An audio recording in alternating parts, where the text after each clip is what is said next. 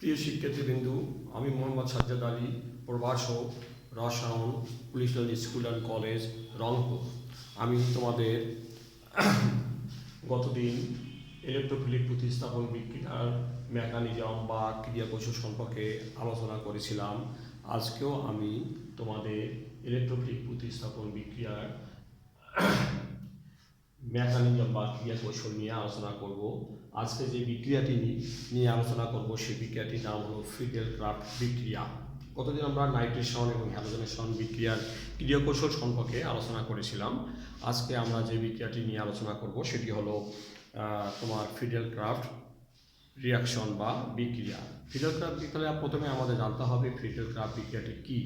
Friedel-craft বিক্রিয়াটি হচ্ছে অনার্দ্র aluminium chloride প্রভাবকের উপস্থিতিতে তোমার অ্যারোমেটিক হাইড্রোকার্বন যেমন বেনজিনের সাথে অ্যালকাইল হ্যালাইড অর্থাৎ RX, আর হলো অ্যালকাইল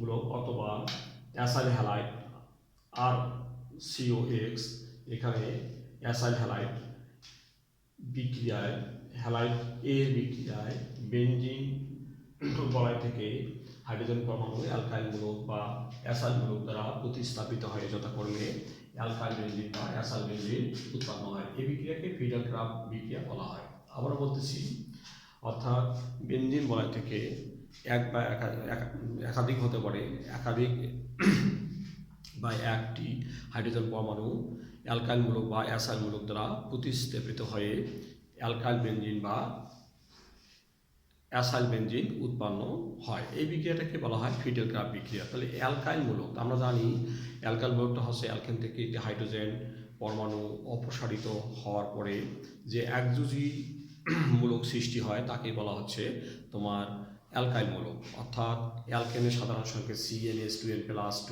সেখান থেকে একটি হাইড্রোজেন যদি অপসারিত হয় তাহলে হয় CnH2n+1। অর্থাৎ আমি তোমাদের এইটুকু জানাই চাচ্ছি, CnH2n+2 অ্যালকাইল মূলক, এখান থেকে একটা হাইড্রোজেন যদি লস হয় তাহলে আমি পাবো CnH2n+1 বন্ড, অথবা এটাকে আর দ্বারা প্রকাশ করতেছি এটাকে আমরা আর দ্বারা প্রকাশ করতেছি ওখানে। তাহলে অ্যালকেন যদি মনে করো মিথেন যদি হয় তাহলে সেক্ষেত্রে তুমি নিশ্চয়ই নামকরণের সময় সার পড়িয়েছেন, এটা হচ্ছে মিথাইল মূলক। তাহলে এই মিথাইল মূলক দ্বারা একটা হাইড্রোজেন পরমাণু প্রতিস্থাপিত হবে। X হলো হ্যালোজেন, হ্যালোজেনগুলো এখানে ক্লোরিন, ব্রোমিন, আয়োডিন আমরা বিন করবো। ক্লোরিন অত্যন্ত সক্রিয়, সেজন্য সেটা এখানে আমরা ইউজ করব না। তো যাই হোক, সেক্ষেত্রে আমরা এখানে যেটা পাচ্ছি যে অ্যালকাইল বেনজিন বা অ্যাসাইল বেনজিন উৎপন্ন হবে। অ্যালকাইল বেনজিন অ্যাসাইল বেনজিন যে উৎপন্ন হবে সেই বিক্রিয়াটাকে বলা হচ্ছে তোমার ফ্রিডেল-ক্রাফট বিক্রিয়া। ফ্রিডেল-ক্রাফট মূলতভাবে দেখো দুইটা জিনিস আসতেছে, এখানে আছে একটা অ্যালকাইল মূলক আর একটা আছে অ্যাসাইল মূলক। তাহলে ফ্রিডেল-ক্রাফট দুই ভাগে বিভক্ত করা আছে, একটা হলো ফ্রিডেল-ক্রাফট অ্যালকাইলেশন আর একটা হলো ফ্রিডেল-ক্রাফট অ্যাসাইলেশন। আমরা একবারেই অ্যালকাইলেশন এবং অ্যাসাইলেশনের উদাহরণ এবং সাধারণ উদাহরণ দিয়ে আমরা বোঝানোর চেষ্টা করি। তাহলে আমরা যদি বেনজিন নেই তাহলে আমরা ফ্রিডেল-ক্রাফট অ্যালকাইলেশন রিঅ্যাকশনের সংজ্ঞাটা শুধু এই জায়গায় আমরা বাদ দেবো অ্যাসাইল মূলক দ্বারা। আমরা একইভাবে বলবো অনার্দ্র অ্যালুমিনিয়াম ক্লোরাইড প্রভাবকের উপস্থিতিতে অ্যারোমেটিক হাইড্রোকার্বন যেমন বেনজিনের সাথে অ্যালকাইল হ্যালাইড এর বিক্রিয়ায় বেনজিন বলয় থেকে একটি হাইড্রোজেন পরমাণু যদি প্রতিস্থাপিত হওয়ার পরে যে অ্যালকাইল বেনজিন উৎপন্ন হয় তাকে বলা হবে ফ্রিডেল-ক্রাফট অ্যালকাইলেশন বিক্রিয়া। অর্থাৎ আমরা এভাবে বলি অনার্দ্র অ্যালুমিনিয়াম ক্লোরাইড প্রভাবকের উপস্থিতিতে অ্যারোমেটিক হাইড্রোকার্বন যেমন বেনজিন এর বলয় থেকে একটি হাইড্রোজেন পরমাণু অ্যালকাইল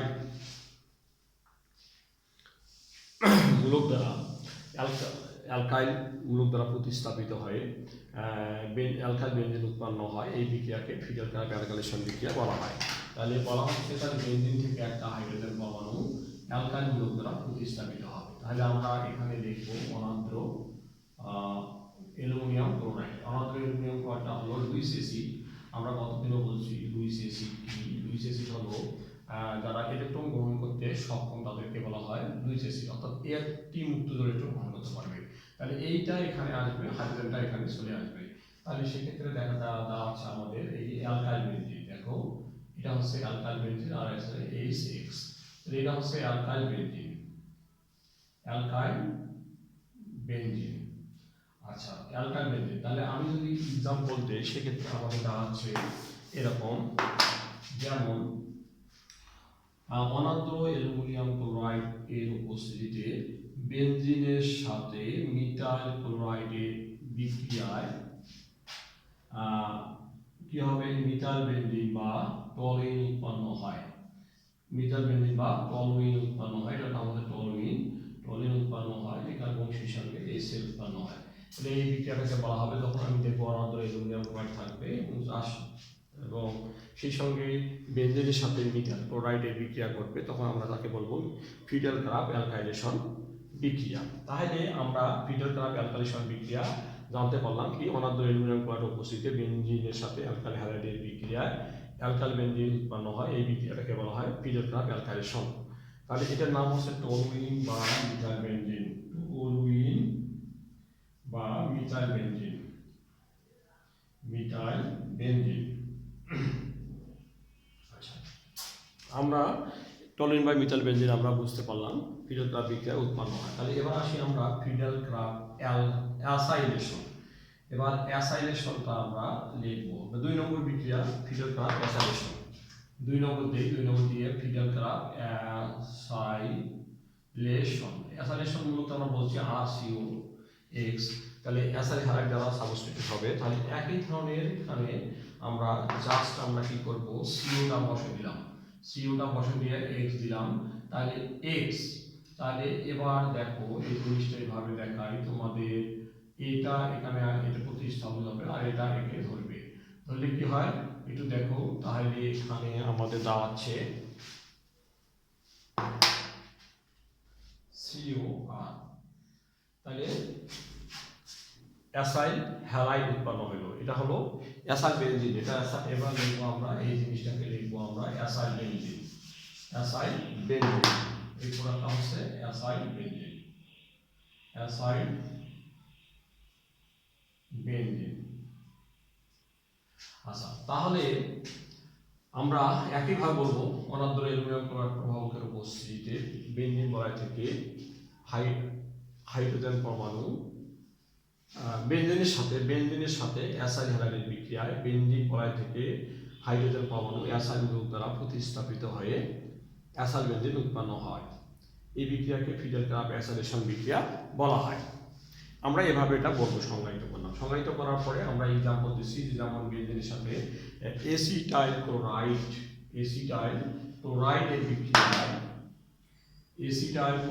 বিক্রিয়ায় এটা এখানে আসে প্রবেশ করে গেল, আর এটা আসে এখানে থাকবে। এসিটাইল ক্লোরাইডের বিক্রিয়ায় কি হবে,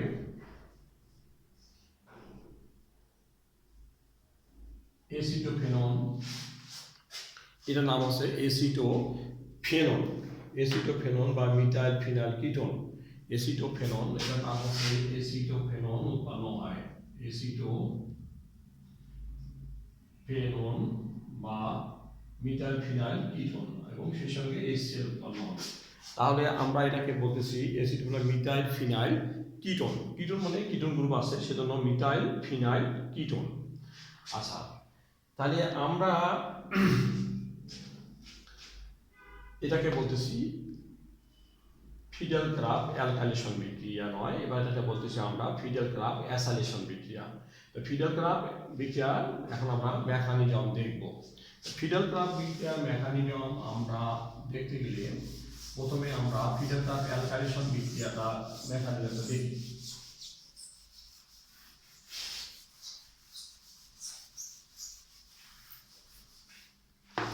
তাহলে লিখি আমরা ফিডাল ক্রাব অ্যালকাইলেশন বিক্রিয়ার মেকানিজম।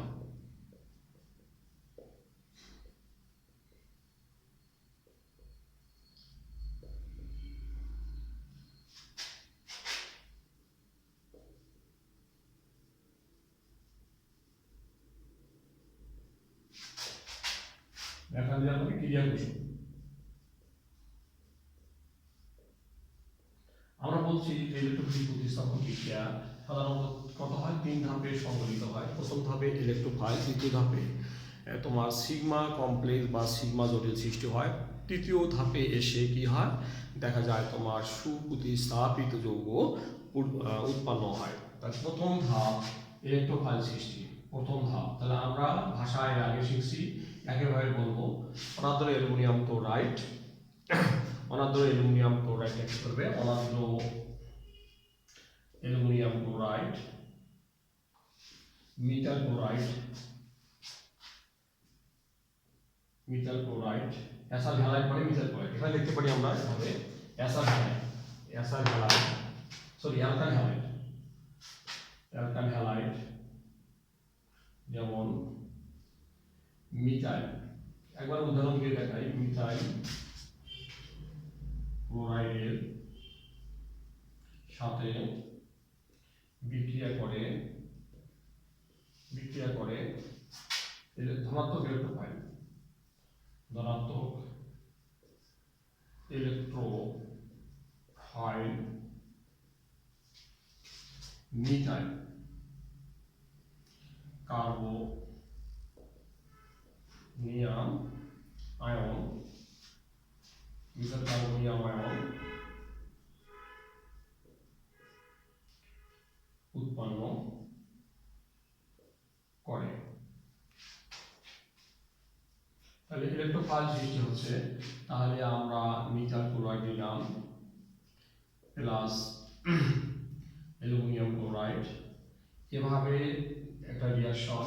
অ্যালুমিনিয়াম ক্লোরাইড আমরা বলছিলাম যে এটা লুইস অ্যাসিড হওয়ার কারণে দেখা যায় এটি কি করে, তোমার একজোড়া মুক্ত জোড় ইলেকট্রন গ্রহণ করে। তাহলে অ্যালুমিনিয়াম ক্লোরাইড, ক্লোরিন হচ্ছে কিন্তু 17 নম্বর গ্রুপের এলিমেন্ট। তাহলে 7টি ইলেকট্রনের মধ্যে একটা ইলেকট্রন মিথাইলের সঙ্গে ব্যবহৃত হচ্ছে, আর 6টি ইলেকট্রন থাকতেছে, অর্থাৎ 3টি মুক্ত জোড় ইলেকট্রন এখানে থেকে যাচ্ছে। এই 3টি মুক্ত জোড় ইলেকট্রনের মধ্যে একটা একে দিয়ে দেবে। তাহলে এই ক্লোরিনটা হয় তখন পজিটিভ, আর এই অ্যালুমিনিয়ামটা হবে নেগেটিভ। তাহলে আমরা এভাবে প্রথমে এটা হয়, তোমার প্রথমে এই ধরনের হচ্ছে প্লাস হবে, আর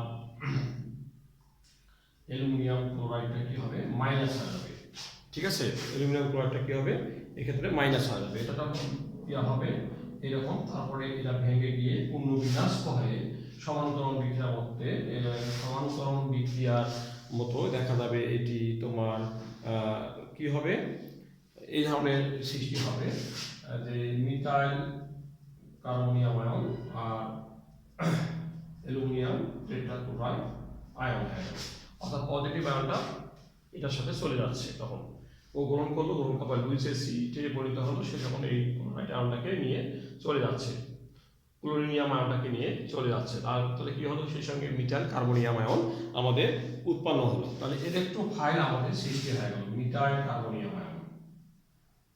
দ্যাট ইজ ইলেকট্রোফাইল। এটা আমরা এভাবে লিখি যে ইলেকট্রোফাইল, ইলেকট্রোফাইল, এটা হলো ইলেকট্রোফাইল। আচ্ছা, তাহলে দ্বিতীয় ধাপে কি হবে? এর ধনাত্মক ইলেকট্রোফাইল কি হবে? বেনজিন বলয়ের পাই ইলেকট্রন দ্বারা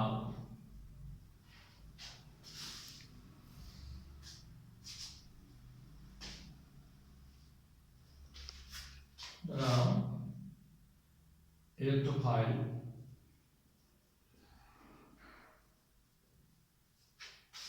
মিথাইল কার্বনিয়াম আয়ন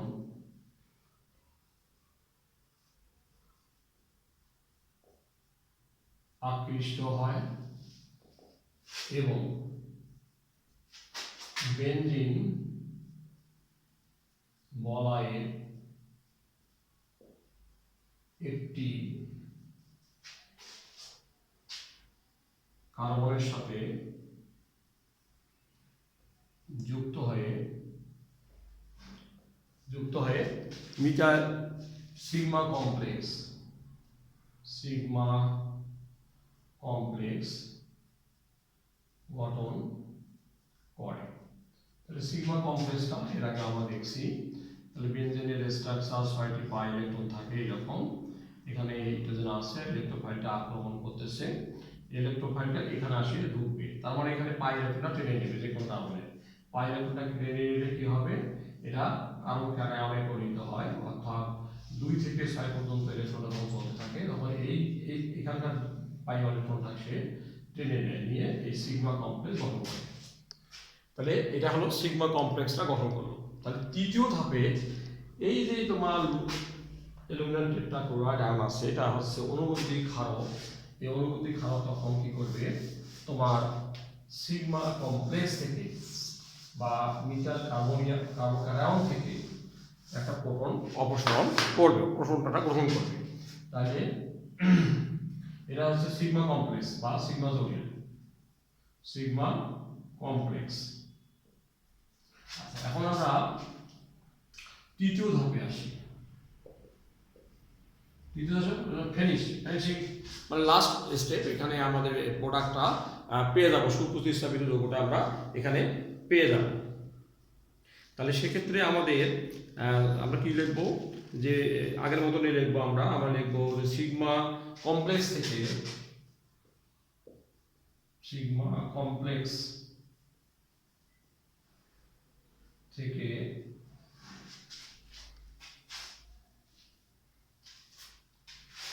একটি প্রোটন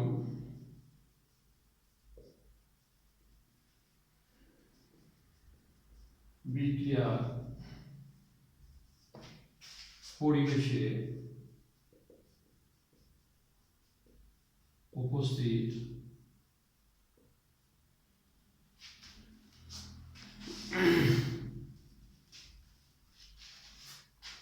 অ্যালুমিনিয়াম টেট্রাক্লোরাইড আয়ন অনুবন্ধী ক্ষারক হিসাবে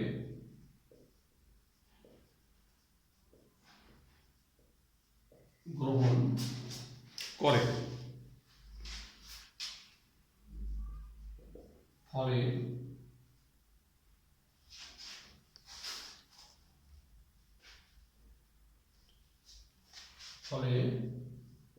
প্রতিস্থাপিত সুস্থিত যৌগ মিথাইল বেনজিন বা টলিন উৎপন্ন হয়। তাহলে প্রোটনটা অপসারণের ফলে আমাদের প্রতিস্থাপিত যৌগ মিথাইল বা টলিন পেয়ে যাব। তাহলে আমরা এটা আবার লিখবো, সিগমা কমপ্লেক্সটা দেখাতে হবে এখানে, সিগমা কমপ্লেক্সটা দেখাও। তাহলে এই 2 থেকে কতর মধ্যে আসবে আমরা জানি, এবার প্রোটন হাইড্রোজেন এই পাশে নেই। দেখো এইখান তো হাইড্রোজেনের প্রোটন রাখা যখন যাবে তখন এই বন্ডটা কিন্তু এখানে আসি পৌঁছবে, ফলে কি হবে, আবার 6টি ইলেকট্রন এখানে পাই ইলেকট্রনটা থেকে যাবে। তাহলে লুইস এসিড যেটা ছিল সেটা হচ্ছে অনুবন্ধী ক্ষারক হিসাবে গ্রহণ করবে, কাজ করবে। তাহলে সেক্ষেত্রে আমরা এটা প্রোটন আকারে চলে আসবে। তাহলে প্রোটন প্লাস আসছে, সেখানে ক্লোরাইড আছে, কিন্তু আসলে অ্যালুমিনিয়াম ক্লোরাইডটা এভাবে আছে, এটার সাথে এটা মাইনাস আকারে আছে। তাহলে এই মাইনাসটা তখন এই প্রোটনটাকে ধরবে, কি হবে, এই প্রোটনটাকে ধরলে মনে করো প্রোটনের সঙ্গে যুক্ত হচ্ছে, প্রোটনের সঙ্গে যুক্ত হলে কি হবে, অ্যালুমিনিয়াম ক্লোরাইড হবে, আর সেই সঙ্গে কি হবে, HCl হবে। এই জিনিসটা কিন্তু আমরা এখানে দেখাবো। তাহলে কি হচ্ছে, এবার আমাদের এই মিথাইল গ্রুপটা পুরোপুরি সিগমা বন্ড ফর্ম করবে, সেই সঙ্গে কি হলো, HClটা প্রডিউস হলো। তাহলে ওইভাবে রিঅ্যাকশনটা কমপ্লিট হয়ে আছে, এইভাবে যেভাবে দেখাইলাম। তাহলে আমাদের এইভাবে মিথাইল বেনজিন বা টলিনটা পেয়ে যাবো। তাহলে আমরা ফিডেল ট্র্যাপ অ্যালকাইলেশন বিক্রিয়াটা এভাবে দেখাবো। যদি আমি আর দ্বারা দেখাইতাম তখন আমরা কি হতো, আরটা কিন্তু তখন প্লাস দেখাইতাম, অ্যালকাইল তখন বলতাম, অ্যালকাইল গ্লুটাকে আমরা তখন প্লাস আকারে দেখাইতাম।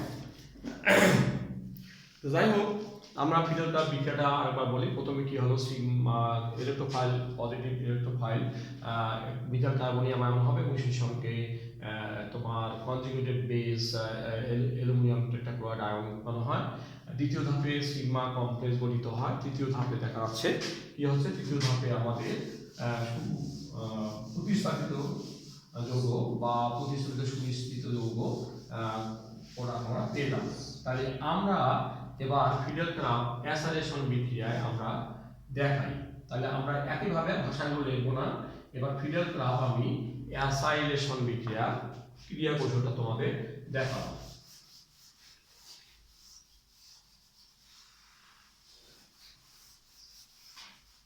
এবার অ্যাসাইলেশন,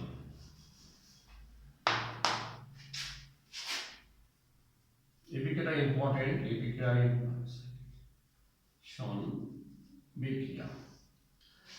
তাহলে অ্যাসাইলেশন বিক্রিয়ার কৌশল একইভাবে আসবে। তাহলে আমরা বিক্রিয়াটা প্রথমে দেওয়া থাকবে উদ্দীপকে, সেক্ষেত্রে আমরা বিক্রিয়াটা একটু দেখে নিয়ে শুরু করি। হ্যাঁ, তাহলে জিনিসটা আমরা বুঝবো। তাহলে অ্যাসাইলেশন বিক্রিয়া আমরা বিক্রিয়াটা উদাহরণ হিসাবে আমরা নিলাম, ওখানে দেখানো উচিত ছিল আমার। এবার আমরা এভাবে উদাহরণ হিসাবে প্রথমে নিলাম, দেওয়া থাকে প্রশ্নে, এখানে অনাত্র নিয়ম থাকবে, তোমাকে বলা হবে যে বিক্রিয়াটা কৌশল লেখো। তাহলে এই বিক্রিয়াটা কৌশল লেখা যেভাবে প্রোডাক্টটা উৎপন্ন হচ্ছে সেটার কৌশলটা তোমাকে দেখাইতে হবে। তাহলে কৌশলটা দেখানোর ক্ষেত্রে আমরা কি অবলম্বন করবো সেটা আমরা আবার ডিসকাস করি। তাহলে প্রথম ধাপে কি হবে? কৌশল, বিক্রিয়ার কৌশল। তাহলে বিক্রিয়ার কৌশল, তাহলে কৌশলটা আমরা এভাবে দেখবো। তাহলে প্রথম ধাপে কি হয় দেখো, প্রথম ধাপে কি হবে? অবশ্যই ইলেকট্রোফাইলটা সৃষ্টি হবে। আমরা এবার এই জিনিসটাকে এভাবে ওইভাবে না দেখে আমরা এভাবে দেখানোর চেষ্টা করি। Cl প্লাস অ্যালুমিনিয়াম টেট্রাক্লোরাইড, এটা আমরা ওই মধ্যবর্তী একটা যৌগ সৃষ্টি হয়েছিল সেটা আমরা এখন না দেখাই, একবারে আমরা এখানে যেটা চলে আসার পরে দেখা যাচ্ছে যে তোমার অ্যাসাইলিনিয়াম আয়ন বা অ্যাসিটিলিনিয়াম আয়ন সৃষ্টি হলো এবং সেই সঙ্গে অ্যালুমিনিয়াম টেট্রাক্লোরাইড আয়ন হবে। এটা একবার দেখানো যাবে, ওটাও একবার দেখাতে পারবো। তাহলে এটা হলো ইলেকট্রোফাইল হলো, আর এটা হলো অনুমতি ক্ষারক। দ্বিতীয় ধাপে কি হবে? এই তোমার ইলেকট্রোফাইলটা বেনজিন বলয়ের পাই ইলেকট্রন দ্বারা আকৃষ্ট হবে, অ্যাসিটিলাইনিয়াম আয়ন, এটা কি হবে? পাই ইলেকট্রন দ্বারা আকৃষ্ট হবে। পাই ইলেকট্রন দ্বারা যদি আকৃষ্ট হয় সেক্ষেত্রে আমরা তোমার কি করব? তাই যে অ্যাসিটিলিনিয়াম আয়নটা পাই ইলেকট্রন দ্বারা আকৃষ্ট হচ্ছে এবং বেনজিনের যে কোনো একটি কার্বনের সঙ্গে যুক্ত হয়ে সিগমা কমপ্লেক্স গঠন করবে। তাহলে 2 থেকে 4, তাহলে সিগমা কমপ্লেক্স, এটা হলো সিগমা কমপ্লেক্স।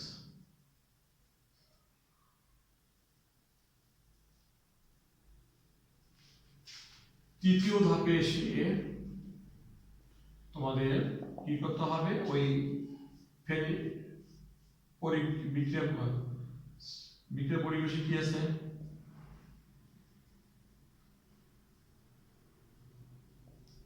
বিক্রিয়া পরিবেশে কি আছে? অনুবন্ধী ক্ষারক আছে। সিগমা কমপ্লেক্স থেকে এখন কি হবে? একটি প্রোটন বিক্রিয়া পরিবেশে আগের মতো অনুবন্ধী ক্ষারক অ্যালুমিনিয়াম ক্লোরাইড আছে, অ্যালুমিনিয়াম ক্লোরাইডটা এই অ্যালুমিনিয়াম ক্লোরাইডটা এই থেকে একটা প্রোটন অ্যাকসেপ্ট করবে, একটা প্রোটন গ্রহণ করবে। তাহলে প্রোটনটা যদি গ্রহণ করে সেক্ষেত্রে আমাদের কি দাঁড়াচ্ছে? তাহলে প্রোটন যদি তোমার অনুবন্ধী ক্ষারক গ্রহণ করে সেক্ষেত্রে আমাদের দাঁড়াচ্ছে এটা, এভাবে আকারে নিতে হবে। এখানে দেখাবো কিন্তু কে কাকে ধরতেছে দেখাতে হবে। তাহলে কি হবে? সুপ্রতিস্থাপিত বা প্রতিস্থাপিত যৌগ তোমার এসিটোফেনল বা ইথাইল ফিনাইল বেনজিন এবং সেই সঙ্গে HCl প্রডিউস হচ্ছে। তাহলে এভাবে আমরা কিন্তু বিক্রিয়াগুলো দেখাবো। এটা কিন্তু অনুবন্ধী ক্ষারক। তাহলে আমি এখন একটা আসি, অনুবন্ধী ক্ষারক কাকে বলবো? অনুবন্ধী ক্ষার আসলে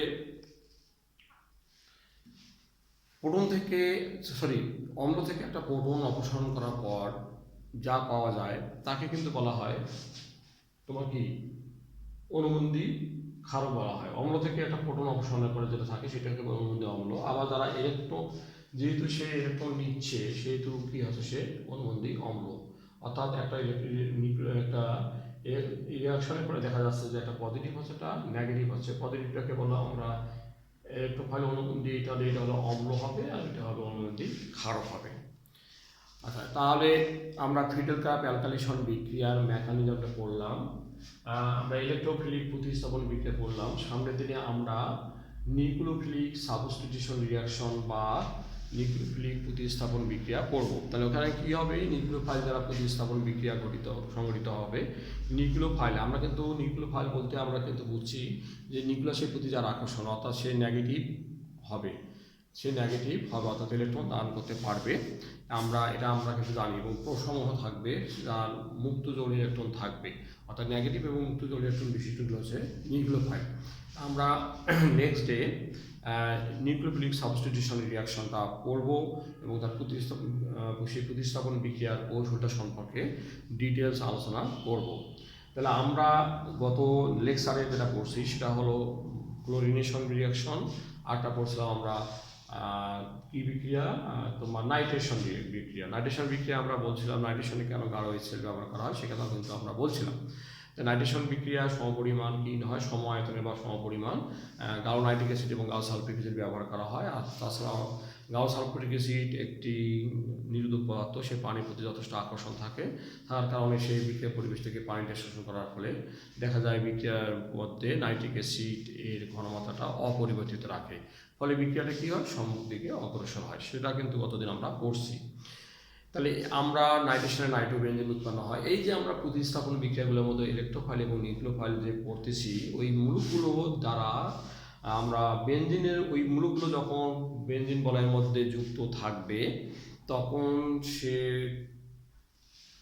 বেনজিন বলয়ের সাথে সেই কম্পাউন্ডের সাথে বেনজিন বলয়ের কোন হাইড্রোজেনটার সঙ্গে প্রতিস্থাপন বিক্রিয়া ঘটাবে পরে, সেটা কিন্তু আমরা নিউক্লিওফিলিক প্রতিস্থাপন বিক্রিয়া পরে কিন্তু আমরা পড়বো। অর্থাৎ সেক্ষেত্রে আমরা পড়বো অর্থ প্যারা নির্দেশক এবং মেটা নির্দেশক কি, সেগুলো পড়বো।